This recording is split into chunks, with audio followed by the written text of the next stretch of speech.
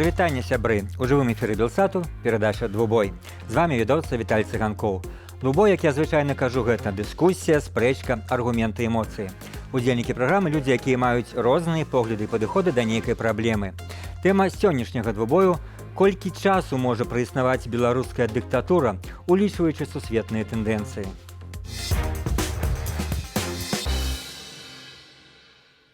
Удзельнікі сённяшняй дыскусіі – палітолог Павел Вусаў, добрый вечар. Добрый. І лідар руху «Салідарнасці разам» Вячеслав Сівчык, прывітанне. Добрый вечер. Коротка прадставім пазіцыі апанентаў наступным чынам. На жаль, беларускаму грамадству давядзецца яшчэ прайсці даволі далёкі шлях да разумення дэмакратыі і прыняцця беларускіх нацыянальных каштоўнасцяў. Толькі з зыходам Лукашэнкі праблемы Беларусі не вырашаюцца, заяўляе Павел Вусаў. Тое, што зараз адбываецца ў Беларусі, жах, але ўсё мае свой канец, у тым ліку і лукашэнкаўская дыктатура, якая ёсць проста маскоўскай пасткай па згубе часу, магчымасцяў і людзей. Упартасць беларусаў, нягледзячы на ўсе ахвяры, дазволіць перажыць і перамагчы незаконную ўладу, упэўнены Вячеслав Сівчык.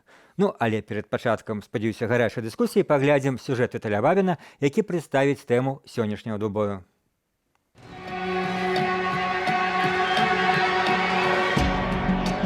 КНДР, Іран, Венесуэла і нават Кітай, нягледзячы на перадавыя тэхналогіі і дэмакратызацыю грамадства, 21 стагоддзе не пазбавілася ад дыктатураў. Тренд зараз выразны. З кожным годам колькасць дэмакратычных краінаў па-за межамі Еўропы змяншаецца. Калі мы паглядзім сёння на Афрыку, на Азію, так там ужо фактычна дэмакратычных краінаў не засталося.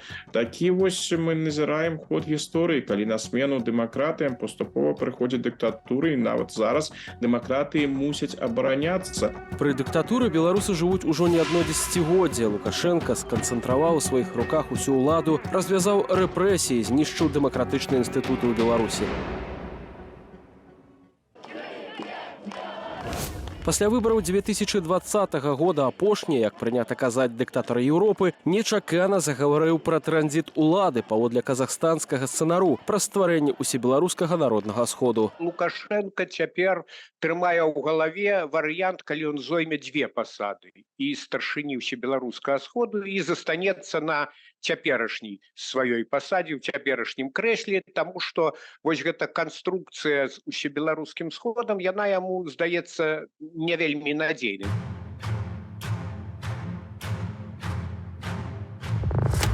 Яшчэ адзін сцэнар – перадаванне ўлады малодшаму сыну Лукашэнкі, які з дзяцінства ездзіў з ім у замежныя візіты і прысутнічаў на афіцыйных і неафіцыйных сустрэчах. Аднак, каб прэтэндаваць на вылучэнне ў кандыдаты 19-гадоваму Мікалаю, згодна з Канстытуцыяй, неабходна пачакаць яшчэ 21 год. Ці ёсць у Лукашэнкі час на тое, каб выгадаваць новага кіраўніка Беларусі? Калі стан здароўя Лукашэнкі будзе пагаршацца, калі ён не ў стане будзе ў поўнай меры кіраваць гэтай сістэмай, гэтая сістэма будзе слабець. Яна сёння фактычна трывае шмат у чым бо ёсць Лукашэнка на вяршыні гэтай піраміды. Ці можа існаваць гэтая сістэма без Лукашэнкі? Ці можа быць лукашызм без Лукашэнкі? Тут я не ўпэўнены. Спадзеву на вызваленне Беларусі ад дыктатуры звонку толькі прыгожая схема, якую сабе ўяўляюць некаторыя беларусы, кажа палітычны аглядальнік праекту «Позірк» Александр Класкоўскі. У тым ліку спадзеву на полк Кастуся Каліноўскага, які ваюе ў складзе украінскіх збройных сілаў. Больш за тое, Кіеў хоць і вызнае Лукашэнку суагрэсарам у вайне, цалкам не спыніў кантактаў з афіцыйным Менскам. Вайна ва ўкраіне стала, мякка кажучы, пазіцыйнай. Калі казаць болей рэзка, то яна ў тупіку апынулася, што і самі ўкраінцы прызнаюць. І нават выхад узброеных сілаў Украіны на межы 91 года не азначае аўтаматам, што пачне развальвацца імперыя. І Пуцін можа ўтрымацца, і на месца Пуціна яшчэ горшы ястраб можа прыйсці. Яшчэ адзін магчымы варыянт змагання з дыктатурай – народная рэвалюцыя. Аднак і яе поспех залежыць ад шмат якіх чыннікаў.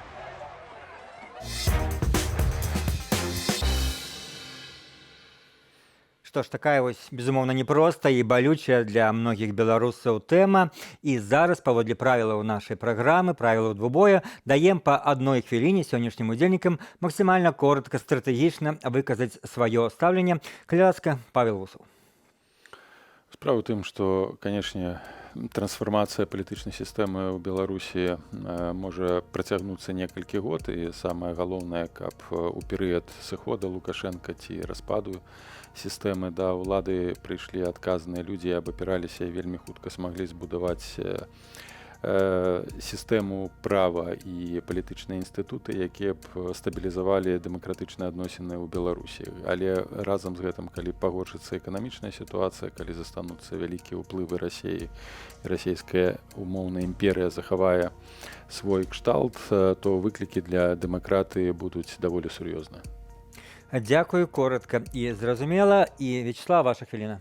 Ну, першае, мне адразу нейкае нават здзіўленне ўзнікла пры словах беларуская дыктатура, таму што Лукашенко я заўсёды лічыў антибеларускай дыктатурай, ён это, в прынцыпе, рабіў.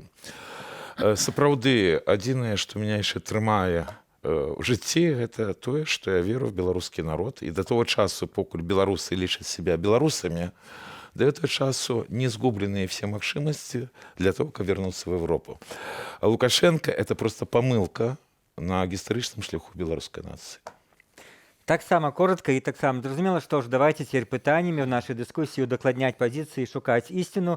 І спачатку хацелось бы вось да таго самага міжнароднага кантэсту звярнуцца, пра які я казаў у пачатку нашай праграмы. Разумееце, калі мы, палітолагі, ведаем, што ў 91 годзе Фукуяма напісаў там свой знакаміты твор «Канец історыі», сапраўды в свеце здавалася, што пасля развалу СССР няма больш супрацьстаяння сістэмаў таталітарных і дэмакратычных, і все паціху так ці іначай пойдуць да дэмакратыі. Але потым спачатку Кітай, потым Расія, потым шмат хто іншых адваліліся. Чаму гэта адбылося? Чаму дэмакраты, як больш багатыя, больш прывабныя краіны, раптам не сталі прыцягваць народы і кіраўніцтва гэтых аўтарытарных краінаў? Праблем тут дзве. Першая праблема ў тым, што заўсёды, асабліва ў 90-е гады, дэмакратыя звязвалася перш за ўсё з паляпшэннем матэрыяльнага стану жыцця, матэрыяльных умоваў. І калі ў савецкія часы, напрыканцы 80-х, здымалі фільмы і паказвалі, як у крамах Нямецчыны ці Злучаных Штатаў Амерыкі там 80 сартоў калбасы, а ў Савецкім Саюзе было пуста, то, канешне, усе чакалі, што прыйдзе дэмакратыя і адразу прынясе вось той дабрабыт. У перыяд якраз пераходны пасля распаду Савецкага Саюзу дэмакратыі, што, дарэчы, выкарыстоўваюць Лукашенко і Пуцін, і зараз яны на постсавецкай прасторы гэта выкарыстоўваюць, яна не дэмакратыя, а просто абвал сістэмы прывёў да хаосу эканамічнага і палітычнага. Гэта цёмныя 90-е, крымінальнае 90-е, забойства, ніякай сацыяльнага забеспячэння, на чым, па сутнасці, Лукашенко і прыйшоў да ўлады, сказаўшы, што ён верне ўсё на колы свая. А потым, калі вось гэтае адкрыццё на захад, бо гэта аўтарытарныя рэжымы, што і альбо паўаўтарытарныя, гібрыдныя рэжымы, яны не былі зачыненыя на захад, напрыклад, як быў Савецкі Саюз, увесь гэты дабрабыт з захаду, тэхналогіі, матэрыяльнае дабро, яно наплыло на нашыя тэрыторыі, фактычна палепшыўшы матэрыяльны стан. Запярэчу, дазвольце, што вы кажаце пра постсавецкія краіны, а я задаваў пытанне в сусветным масштабе. Кітай, там Саудаўская Арабія, яны растуць дабрабыт, але не імкнуцца да дэмакратыі. Так і ў Беларусі таксама, і ў Расіі вось гэтае павелічэнне дабрабыту фактычна прывяло да таго, што дэматывавала людзей да змагання за дэмакратыю. Навошта сярэднестатыстычнаму расіяніну, у якога добрыя там айфон, машына, навошта яму дэмакратыя, калі ён можа на Балі паехаць ці ў Турцыю? Такіх не шмат, процентов 10-15. Ну, тут вельмі цяжка сказаць шмат, не шмат, хапае і у тым ліку і кітайцаў, якія раз'язджаюць па свет. То бок трансфармацыя і мадэрнізацыя аўтарытарызму у сэнсе матэрыяльнага дабрабыту і доступу нават да заходніх тэхналогій і благаў прывяло да таго, што гэтыя аўтарытарызмы пачалі кансервавацца. А другі момант, я дадам яшчэ, чаму адбылася такі адухіленне ад дэмакратыі, гэта параза дэмакратычных трансфармацый ужо другой хвалі на постсавецкай прасторы. Гэта Грузія, гэта Украіна, так, 2004, а потым прыход Януковіча да ўлады, гэта такія ж самыя праблемы ў Малдове, праблемы ў Кыргызстане, там былі свае змены і рэвалюцыі ў 2003 годзе. А потым таксама вось гэта арабская весна у Афрыцы і на Блізкім Усходзе, якая дэстабілізавала рэгіён, а не ў стане была пабудаваць стабільнасць. Так. Вячеслав, мне цікава, вось недавно Лукашенко был в Китае, и вот он ехал до своего нового там старейшего брата, хотя он и старого старейшего брата не забывая, и он что спадзяецца, что калі раптам что здарыцца з Россией, то Китай будзе его як тоталітарных братоў абараняць. Натуральна, давно над гэтым працуе, але ж я бы запярэчыў першае Павлу тым, што Лукашенко был абраны якраз па вельмі моднай тэме барацьбы з карупцыяй, і практычна спецслужбы тады працавалі па всех абшарах былого Советского Союза этой тэмай, і людзі абсолютно шчыра галасавалі для того, каб, як яны казалі, бандытаў пасадзілі в турмы. Лукашенко сам очолил банду, бо у нас самая такая дрымучая засталася ўлада по номенклатурному паходжанню.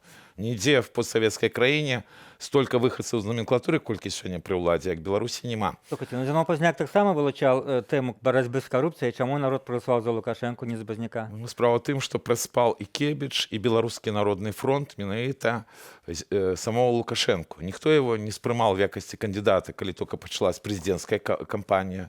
Калі вы заважылі, наогул ніхто з ім не дыскуціраваў да першага тура.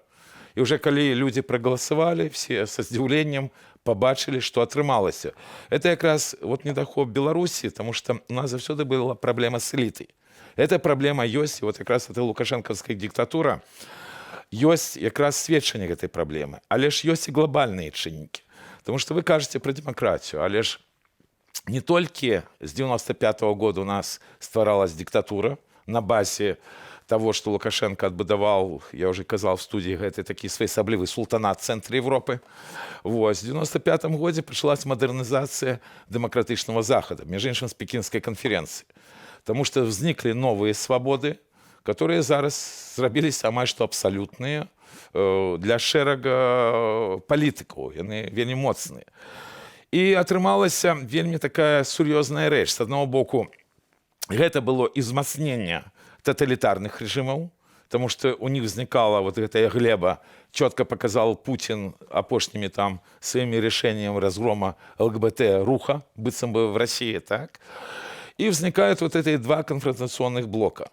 Причем, начинаючи с 95-го года, глобальные речи приводят до того, что Китай робится просто сусветной майстэрняй, не сам по себе. И мы маем тое, што беларусы практычна адны з першыя былі такім палігонам для тоталітарнай рэжымы, і менавіта антибеларускай дыктатуры. Дякую, Вячеслав. Я просто хочу патлумачыць, чаму мы звяртаемся да гэтага міжнароднага опыта. Безумоўна, нашых беларускіх гледачоў перш за ўсё цікавіць беларуская тэматыка, але напэўна ёсць пэўная ісціна ў тым, што калі б не было побач такіх таталітарных краін, як Расія і Кітай, Беларусі давно б наступіла дэмакратыя. Ці згодны вы з такой пастановкай пытання? Давайте узгадаем, у які перыяд Лукашенко прыйшоў да ўлады, дзе яшчэ нейкая гібридная дэмакратыя існавала ў Расіі. Так, хаця Ельцин якраз такі паказаў прыклад, як распраўляцца з дэмакратыяй у 93-м. Як, ну, скажем, не дэмакрат, ён с умовно-демократичними лозунгами йшов до влади. Супроць улади, супроць корупції. Ну, конечно, але ён з номенклатуры, мається на увазі Єльцин ці Лукашенко? Лукашенко. Ну, і Лукашенко з цэлым наборам шоў, і карупцыя, і абвінавачваў, дарэчы, сёння вось чытаў стэнаграму там і гэтых, напрыклад, старых камуністаў у тым, што ён падтрымаў, яны падтрымалі ГКЧП, што падтрымалі банду, вось гэтую банду надо гнаць. Ну, Лукашенко хамелеон, ён быў тады хамелеонам, ён такім хамелеонам і застаўся. Але вяртаючыся да 90-х, ну, Кітай у 90-х гады быў ніякі, ні ў эканамічным, ні ў геапалітычным сэнсе. Гэта пасля плошчы ў Тяньаньмэнь, калі пратэсты ў Кітаі фактычна набылі Нагадаем такой... гледачам, это было 89 89 год, калі падавілі танкам. Студэнцкае паўстанне танкам. Але гэта быў сур'ёзны сігнал. Менавіта з 89 году Кітай адмаўляецца ісці па шляху перабудовы. Яны кансалідуюцца, ствараецца две сістэмы, і эканамічная, і фактычна палітычнае кіраванне застаецца ў камуністычнай партыі Кітая. У Расіі зусім інакш працэсы пайшлі, але эліты ў Расіі, ну, па-першае, Ельцын не быў апазіцыянерам, так, чалавек з наменклатуры, і вось гэтая ментальнасць імперская, яна засталася, і фактычна памятаем гэты дэсант расійскі ў 96 годзе, які фактычна і акрэсліў далейшы лёс Беларусі. Таму так, першае пытанне тое, калі б вось гэты працэс адбываўся ў сённяшніх геапалітычных умовах, калі ёсць блізка еўразійскі звяз, бо ў 90-е гады Беларусь была насамрэч, як і Украіна, чорнай дзіркай ў Еўропе. Ніхто не ведаў, не хацеў ведаць, дзе там гэтая Беларусь знаходзіцца, дзе там гэта Украіна знаходзіцца. Але тады ўжо немцы гаварылі беларускім дыпламатам пра гэта шмат сведчанняў. Арыентуйцеся на Расію. Так, безумоўна. То бок еўразвяз не меў, гэтчасна то ўвогуле не меў ніякай канцэпцыі. Там не было такой геапалітычнай сілы, як еўрапейскі звяз. І каб ён мог весці нейкую гульню. Зараз, канешне, сітуацыя б змянілася. І зараз лепей было б для Беларусі, калі працэсы дэмакратызацыі пайшлі, то, канешне, было б на каго опірацца. Пасля невялікай паўзы пагаворым пра сцэнарый развіцця падзеяў у Беларусі. Другі раунд двубоя.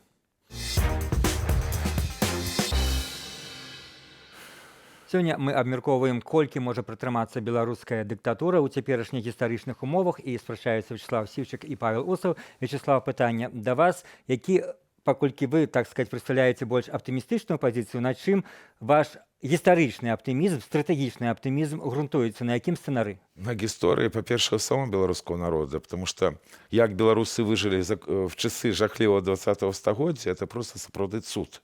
Іншых бы просто знішчылі. Мы ёсць нават сёння. Што тычыцца Лукашэнкі, то ён можа сысці так же нечакана, як ён з'явіўся. Такое не раз было в гісторыі. І все залежыць ад того, в які менавіта гістарычны момант это здарыцца, і якія будуць наступствы. Ці будзе тое, што называюць народнай рэвалюцыі, прасцей плошча Майдан, ці будуць людзі в этом удзельнічаць, ці это будуць проста разборкі номенклатуры Расіі, Китая, кого завгодна, может, Европы. І яшчэ заважу.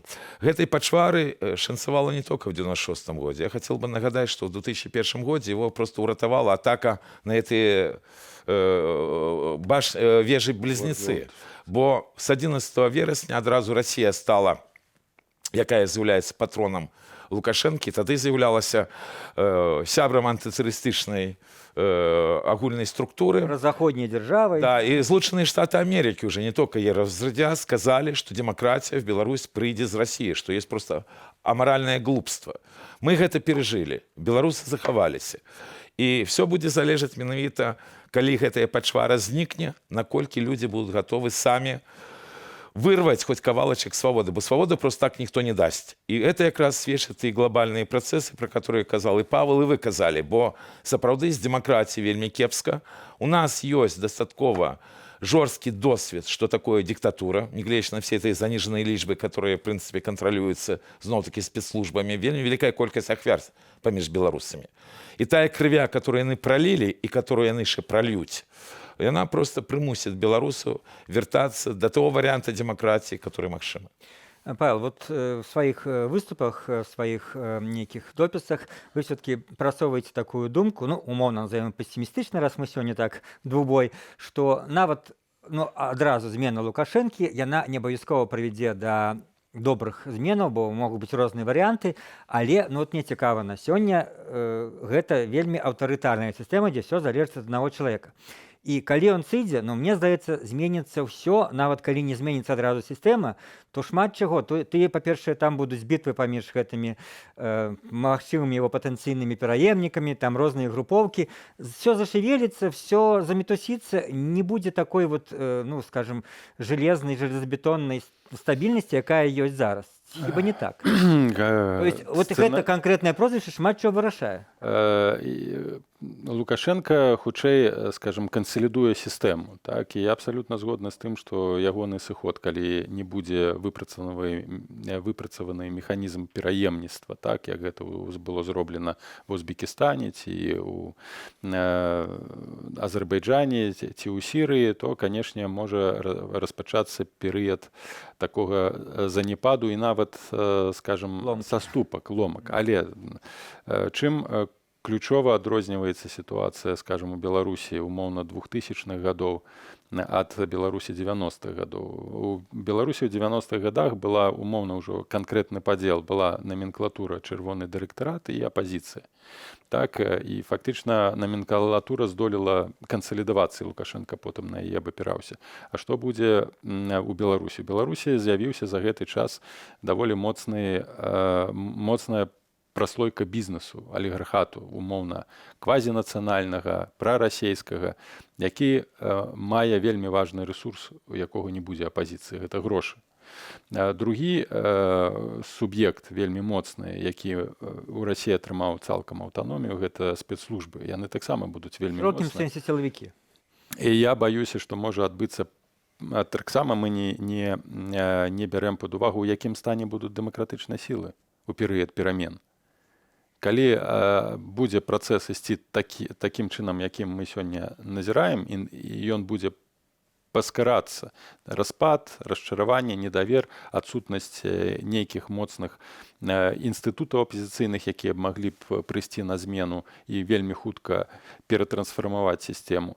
Пры умовах слабой апазіцыі растоптанага народу, нават калі вось гэта будзе ўзрушэнне нацыянальнай рэвалюцыі, хутчэй за ўсё ініцыятыву ў фарміраванні акрэслівання пераходнага перыяду будуць мець алігархічна-сілавыя структуры, часткова наменклатурна, у якіх будуць вельмі моцныя рэсурсы. Магчыма, яны будуць весці нейкія перамовы ад імя нейкага калектыўнага алігархату. Я не выключаю такі сцэнар, і хутчэй за ўсё яно так адбудзецца. Дарэчы, Украіна гэта той прыклад, дзе... Перабольшваеце самастойнасць так званого алігархату? Гэта яны зараз не самастойныя, а ў перыяд, калі будзе валіцца сістэма, яны будуць тыя, хто будуць імкнуцца падхапіць гэтую ўладу. В цяперашняй сістэме няма такіх супербагатых алігархаў на Беларусі? Гэта не будзе, разумееце, алігархія ж не азначае, што яна павінна ўжо быць акрэсленая зараз. У пераходны перыяд ключовую ролю будуць гуляць тыя, у каго будуць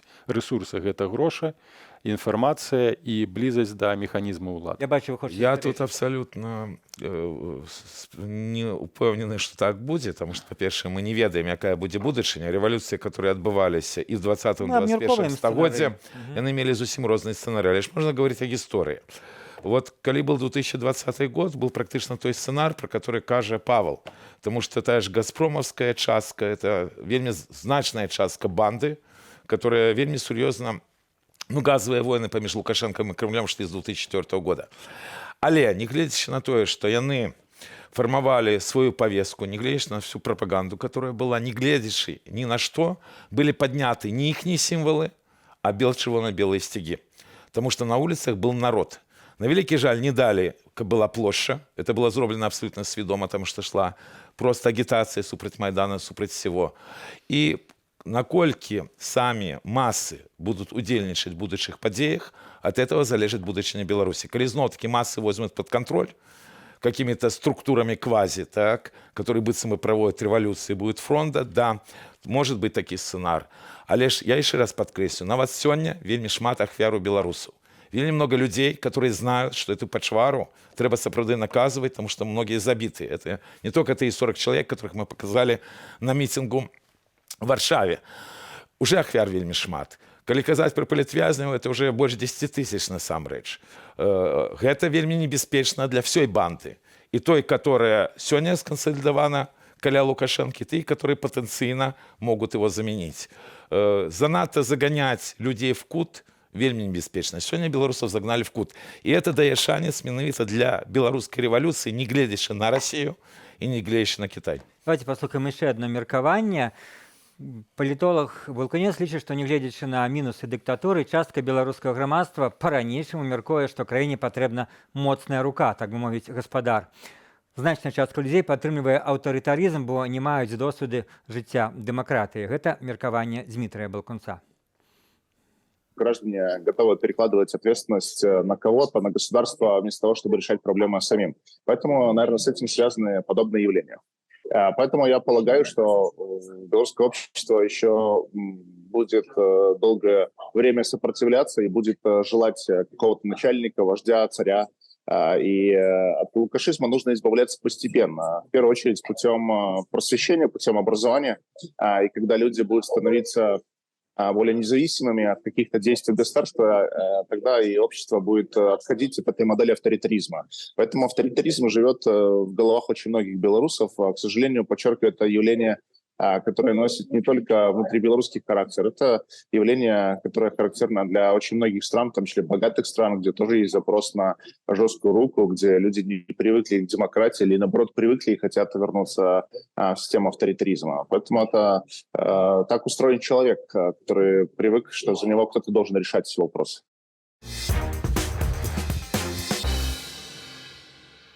І ў трэцім раўндзе дубой мы абмяркуем тым ліку і гэтыя словы Балкунца. Это ввогуле такая вялікая дыскусія, Вячеслав, давайте я скажу, як задаць вам пытанне, наколькі сапраўды беларусы гатовы, і тут ёсць і куча сацыялогіі, асабістых уражанняў і літаратуры пра то, што адны кажуць, вось у нас проста ёсць праблема галоўная Лукашенко, а беларусы гатовыя і да ступлення развязу, і да дэмакратычных каштоўнасцяў. І пра гэта, дарэчы, кажуць нават заходнія дыпламаты, якія кажуць, што вы бы былі прыняты в Еўразвяз хутчэй, чым Украіна, паколькі вы больш падрыхтаваны па свайму менталітэту. А іншыя кажуць, не, у нас там ксенафобія, у нас там гомафобія, у нас там нацыяналізм, таким бытавым сэнсе. Хто мае рацыю? Разумееце, мяне найбольш яшчэ раздражняла з гэтых бандытаў лукашэнкаўскіх тое, што калі яны выходзілі в замежжа, яны казалі заўсёды, мы еўрапейцы.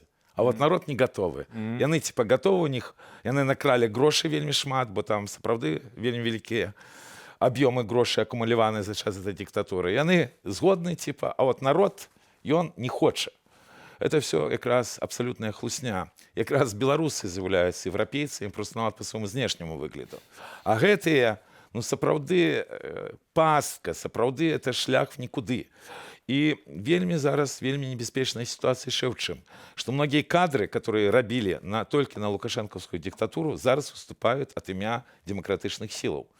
Пакінуўшы менавіта свой генезіс дзесьці в боку. Вы не верыце ў пакаянне? По-перше, я амаль што не чул пакаяння. Я чул пакаянне толькі ад пару чалавек. Іншыя, наадварот, ганарацца сваімі подзвігамі і перыядычна нават гэтым афішуюць. І гэтыя подзвігі страшныя, асабліва з той часткі, якая прыйшла з сілавых структураў, бо практычна яны таксама знішалі людзей, бо дыктатура была зусім нетраваядныя все гэтыя часы, пачынаючы з першых забойстваў, 1996 год. Разумееце? Але ж вот гэты міжнародны блок, які забяспечваў тое, што Захад фінансаваў диктатуру, а это рабілось на наших вачах практично. Берите вот гэтую так званую Евроадлигу с 15 по 20 год, калі нават Акрэсціна реконструировалася за заходнія грошы, будучи концлагерь. Вось. І гэта пратэстаў ніякіх не выклікала, бо турмы, сапраўды, там ёсць праблемы, там ёсць хваробы, з гэтым трэба што-то рабіць. Бандиты даюць нармальныя там гранты на Захад, Захад платит. Гэта все гульня вот этой словы, якія кажуць. Абсолютно непадкова в Беларусі няма выбараў, пачынаючы з 96 года. Бо калі былі бы выбары, толькі тады хтосьці меў бы права казаць, што хочуць беларусы. Павел, як вы эту дилемму оцениваете? Ці готовы, ці не готовы? Ці праблема толькі в адным Лукашенко і сістэме? Ну, трэба разумець, што дэмакратыя і свабода будзе толькі тады, калі яна будзе паспяховай і эфектыўнай у рэалізацыі дэмакратычных не палітычных перамен, а эканамічных перамен. Калі з лозунгамі дэмакратыі прыйдуць да беларусаў, але адначасова з гэтым будзе пагаршацца эканамічнае становішча, сацыяльнае становішча, бяспека, калі будзе інфляцыя ці дэфіцыт тавараў, то гэтая дэмакратыя вельмі хутка ператрансфармуецца ў аўтарытарызм. І гэта будзе ў любой краіне, бо адразу з'явяцца папулісты, скажуць, паглядзіце, вось вашыя дэмакраты, колькі адсотак беспрацоўя пры Лукашэнкі было добра, прынамсі. Не 91-й, рынкавыя механізмы працуюць, а чалавечае, ну, дэфіцыту, магчыма, не будзе, але калі будзе вялікія кошты, то гэта таксама таксама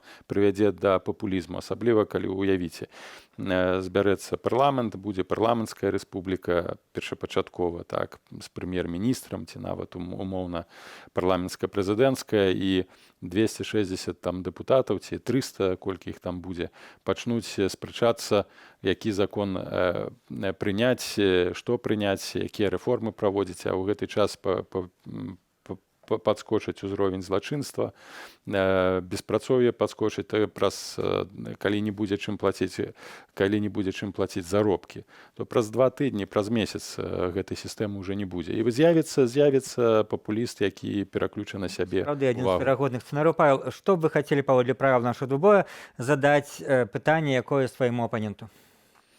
Што для Беларусі будучыні можа стаць асноўным выклікам? Головное, так, это той кавалок свободы, который люди еще смогут подчас ухода Лукашенко просто вырвать. В этом будет и поспех, и максимальная пораза для нас. Бо у нас же еще есть одна проблема, которую мы с вами так и не закранули. Это погроза наул сусветной войны. И цалкам максима, что белорусам наканавана вот этой все перемены робить в эту страшную эпоху. Але самое головное то, что все национальные каштоўнасці, все рэчы, которые были в программах наших, яны традыцыйныя, и люди не змяніліся. И калі люди выживут, а я глубоко перекананы, что белорусы выживут, все равно будет вертание до свободы. Еще раз подкреслю, свободы будет столько, сколько белорусы смогут вырвать у этой банды. Ваше пытанне да Павла. Павел, все-таки, як вы думаете, калі Лукашенко пришел до влады, все ему давали год при уладе. Вот, может, Ёсць такое. Да, вот.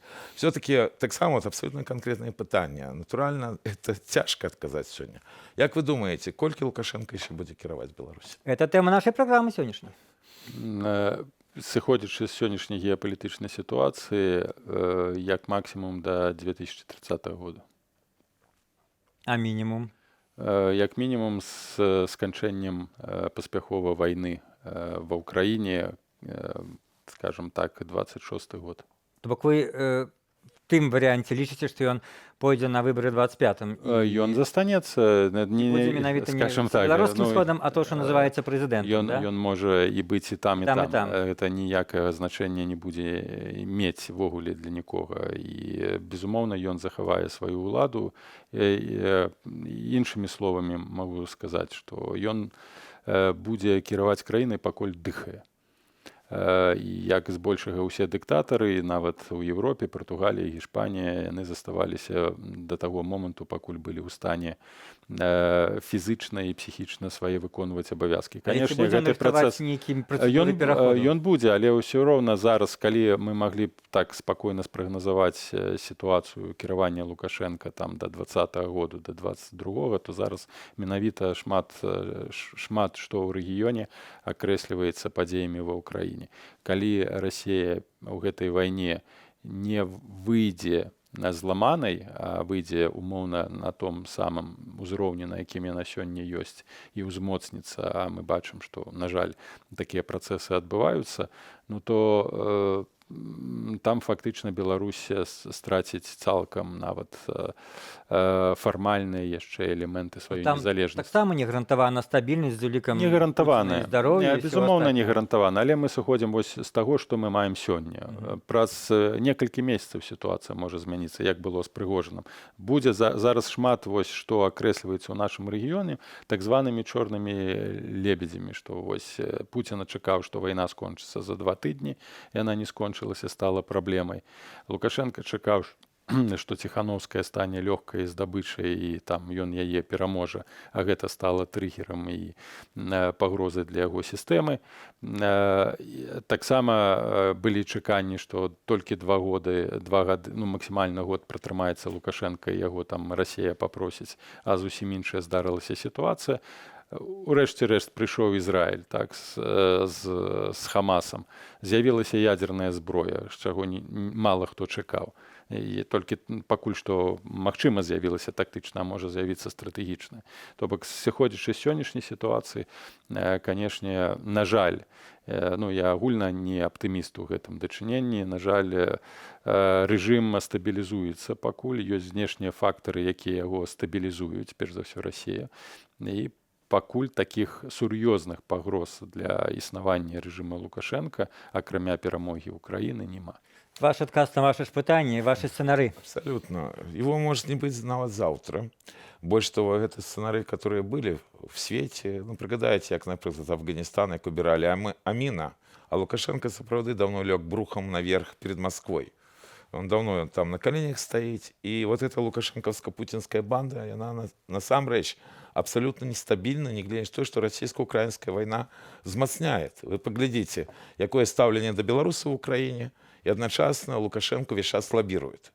И вы бачите, что это есть. Але ж Павел мает рацию в том, что эта хвороба может затягнуться. И белорусам самое главное в этой ситуации не быть в роспачы, не быть в отчаянии. Як бы не страшна была сённяшняя ситуация, а сапраўды выкарыстаць той шанец, который ўзнікне, калі гэтую пачвара ці здохне, ці его порвут беларусы, бо калі бы он недзе без аховы вышел любые райцентры, просто люди порвали бы давно, так? Ці нейкія знешнія силы будут убирать. Тады возникает люфт, и этот момент белорусам нельга проспать. Абсолютно не сгоден с тем, что там проспали Тихановскую, бо по великому рахунку консолидация силовых структураў навокал Лукашенко немагчыма была без той оппозиции, которая возникла в 2020 году. Іншыя рэчы. Але ж все мае свой конец, и Лукашенко з'яўляецца абсолютной антибеларускай пачварай. И чым раней его не будзе, тым легчэй будет людям.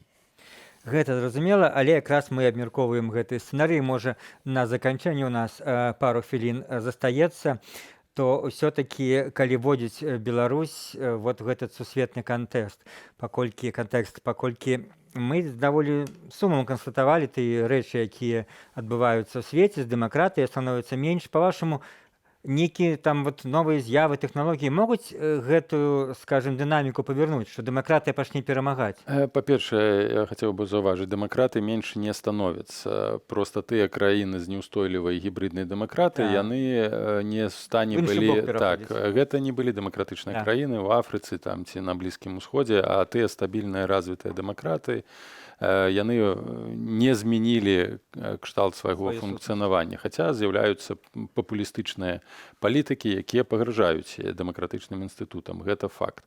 Што тычыцца тэхналогій, то не ад тэхналогій залежыць, а ад людзей. Бо былі ілюзіі, ведуць інтэрнэт паўсюль, і людзі пранікнуцца дэмакратыяй. Як в 90-е былі ілюзіі, што там, дзе з'яўляецца Макдональдс і рок-н-рол, там прыходзіць дэмакратыя. На жаль, нават вось усе даследаванні, яны сведчаць пра тое, што з лёгкім доступам да сетак і да інтэрнэта абсалютна не павышаецца ўзровень свядомасці, адукацыі людзей, а наадварот, бо збольшага людзі выкарыстоўваюць інтэрнэт перш за ўсё для таго, каб займацца абы чым. Так? Нават з'яўленне сетак інфармацыйных зараз выкарыстоўваецца. Я зрабіў некалькі эксперыментаў з гэтымі сеткамі, яны пішуць даволі сэнсоўныя тэксты. Штучны інтэлект? Так, нават прапагандысцкія. Яны фактычна зрабіў параўнанне ад таго, не адрозніваецца ад таго, што кажа Лаўроў ці там. Дык вось зараз людзі замест таго, каб выкарыстоўваць для пашырэння сваіх ведаў, будуць выкарыстоўваць гэтыя штучныя механізмы, інтэлект дзеля таго, каб спрасціць сваё жыццё. А гэта ўжо будзе сур'ёзная праблема для дэмакратыі, бо людзі не будуць развівацца інтэлектуальна. Што ж, і традыцыйна, на жаль, Вячеслав, у нас уже час заканчивать, і мы маем па 30 секунд кожнаму удзельніку выказацца альбо падвесці нейкую рахунак сённяшняй размове. Просто тыя падзеі, которые яшчэ будуць, яны пераканаюць беларусаў тым, што яны мусяць разлічваць менавіта на свае сілы. Это называется незалежніцтва. Таму просто верым в свой народ, верим в тое, что мы, беларусы, выживем и переможем. Жыве Беларусь. Павел, ваши 20 секунд. Я лічу, што нават у гэтых умовах трэба сканцэнтравацца перш за ўсё на сваім уласным развіцці і пашырэнні досведу, бо беларусы нават якія з'ехалі за мяжу і тыя, якія засталіся, могуць выкарыстаць гэты час, каб пашырыць свае веды, з якіх неабходна будзе карыстацца падчас трансфармацыі без адукаваных людзей, без дасведчаных людзей дэмакратыю не пабудуюць, бо не інстытуты галоўныя, а людзі. Што ж, сапраўды людзі галоўныя, і гэта было завяршальнае слова ў нашым двубоі, праграме, у якой ніхто не загінуў, ніхто не пацярпеў, двубой, якім, спадзяюся, мы трошкі наблізіліся да ісціны і разумення сітуацыі. А чыя пазіцыя падалася вам больш пераканаўчай? Глядзіце нашу праграму ў любы час на YouTube, дасылайце свае ацэнкі і каментары, ставце свае лайкі, вядома, калі гэта для вас бяспечна. Перадачу «Двубой» правёў Віталь Цыганкоў. Заставайцеся з Белсатам.